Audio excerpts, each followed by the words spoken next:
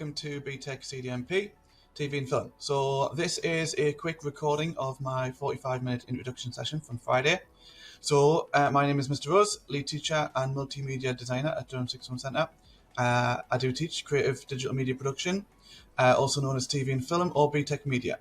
It's a national extended certificate in BTEC, which means it is equivalent to one A-level in size and UCAS points. And is a 2-year course with no halfway certificate. Unfortunately, if you leave at the end of year 12, you do not get any AS equivalent grade. This is a small introduction to the session experienced by students on Friday afternoon, in addition to a full course induction which will occur online in a separate video which I would like you to watch as part of this week's wider study.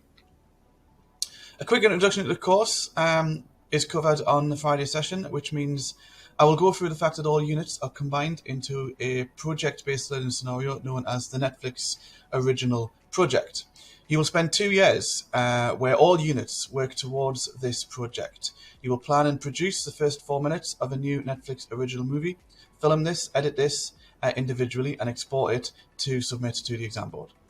You also complete Unit 1, which is a media theory exam, which will give you the knowledge about cinematography and media representations and script writing and storytelling, which will allow you to do this. And that exam will occur in June. You then also complete, alongside that, Unit 4, Media Pre-Production Portfolio, where you will plan, script, edit, research, do risk assessments, health and safety, storyboard your production ready to film that in Year 13. In Year 13, there is a second control assessment, which I'll explain in more detail later on. And then you will finish the Unit 10 production unit, where you will film, finally, your production at the end of the year before you leave. A little bit about the timetable here at Durham Sixth Form Centre. You will have 5 hours with me every week in the classroom, split over 2 days. Additional hours of wider study will occur using online resources that you will complete at home or in the Learning Resource Centre on site. There is an expectation that you must complete this wider study. It is not optional. We don't brand it as homework. You can do that work in the resource centre. You can stay back behind and do that work in my classroom. But there will be perhaps an expectation that you will be doing most of this work at home. It's not optional, and it will be issued in the Google Classroom, which we'll talk about in a second. I would then advise that you read your emails, your Durham Sixth Form Centre emails regularly, daily in fact. In fact, I would put them on your smartphone apps so that you can get these emails as and when they come through, because there might be a high degree of frequency of emails coming from other Google Classrooms from other subjects as well, to combat that influx of emails and so that you don't miss any important instructions. Just a little bit on the pre-enrollment task. Most of you have done this by now. It gets submitted into a spreadsheet and I can see those responses already.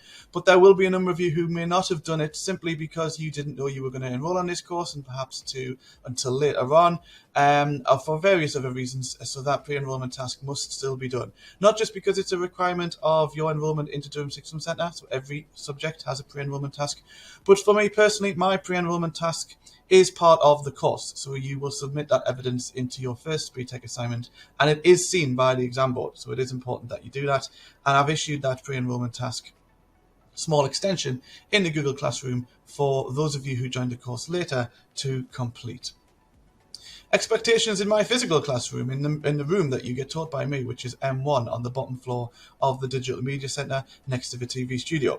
You will need to keep notes and written responses to the class discussions that occur, so you can revise from those later. So you will need to get a file, ideally with some dividers, so you can organise those notes by concept or topic. And you will need to bring that to every lesson. Okay, I would like you to bring some sort of notepad, not a small little diary, not scrap pieces of paper, something that you can again take tangible notes in, pull those pages out, file them away as necessary, and obviously a pen, because you will need to be writing in my lessons. I don't want handwritten notes and scrap paper that then get never to be seen again and end up in the bottom of your bag, or even left in my classroom.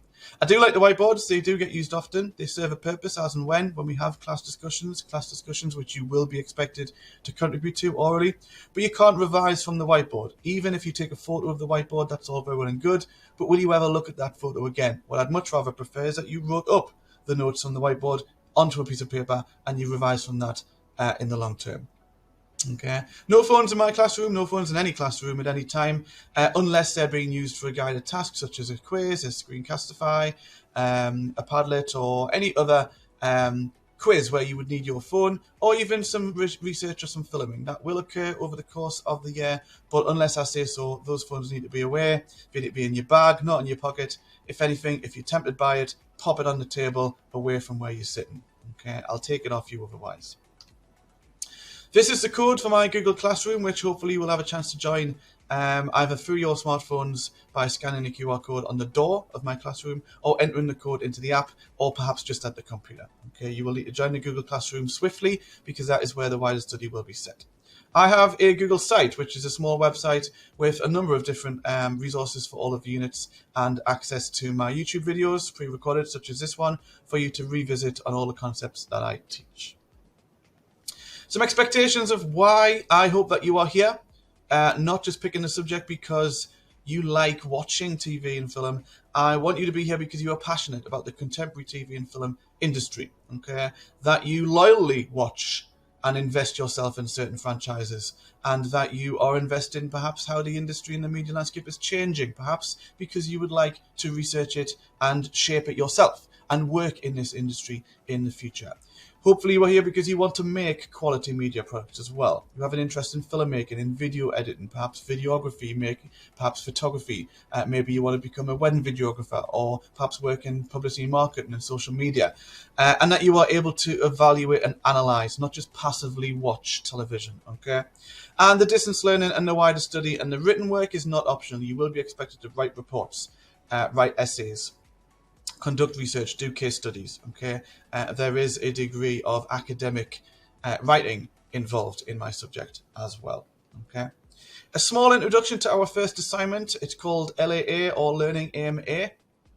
Basically, in Learning Aim A, you usually learn the theory for that unit. In Learning Aim B, you usually plan that project, and in Learning Aim C, you usually make that project. So we will be starting with the film production theory from day one. Okay. In a nutshell, this is a report of a number of different tasks which we will tackle weekly, and conduct class discussions which will lead to notes that you can then evidence in your own words. Okay, it does get marked. You will then get a grade, a pass, a merit, or a distinction in a BTEC. A distinction is the best and what you should always be striving for. A pass might sound good, but actually it just basically means you didn't fail. Merit is average, in the middle. Every so often you can afford to get a merit, but realistically you need to mathematically get distinctions more often than not in order to trigger the necessary points to get a distinction at the end of the 2-year course. All of your coursework will get sent to the exam board, which is Pearson. Will get marked by me and moderated by them. Okay.